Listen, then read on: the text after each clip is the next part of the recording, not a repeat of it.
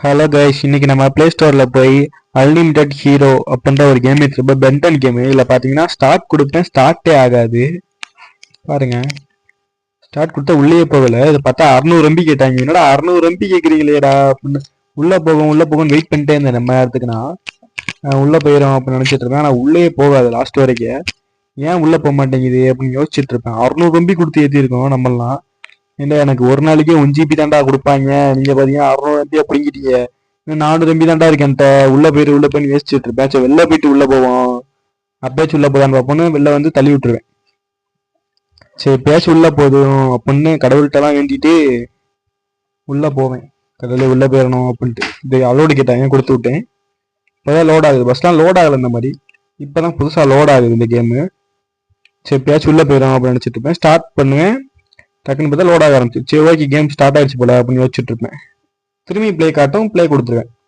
சரி, game load ஆகுது அப்படின்னு வச்சுட்டு இருப்பேன். இது என்ன ஆகுது அப்படின்னு எனக்கு தெரியல. பேக்ரவுண்ட் ப்ராசஸிங் போல.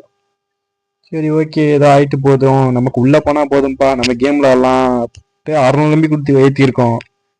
உள்ளே போகணும். டக்குன்னு லோட் ஆகு. இதுக்கும் நெட்டு கேட்பாங்கன்னு தெரில. உள்ளே போகுது. பார்த்தா பிஎஸ்பி அப்படின்ற ஒரு ஆப்குள்ளே போச்சு. இந்த ஆப் நான் தனியாக பிஎஸ்பி கேம் விளாட்றதுக்காகவே நான் ஏற்றி வச்சுருந்தேன். அதோட போய் இந்த ஆப் கனெக்ட் ஆகுது. என்னன்னு எனக்கு ஒன்றும் புரியல. சரி, இதுக்கடுத்து பார்த்தோம்னா டவுன்லோடு அப்படின்றது சரிங்க. பிஎஸ்பி அப்படின்ற எமுலேட்டருக்குள்ள நான் போய் அவார்டு கொடுத்து விட்டேன். ஓகே கொடுத்தா இதுவும் ஓகே கிடைச்சு. டக்குன்னு பார்த்தா இது கேம்குள்ளே போக ஆரம்பிச்சிருச்சு.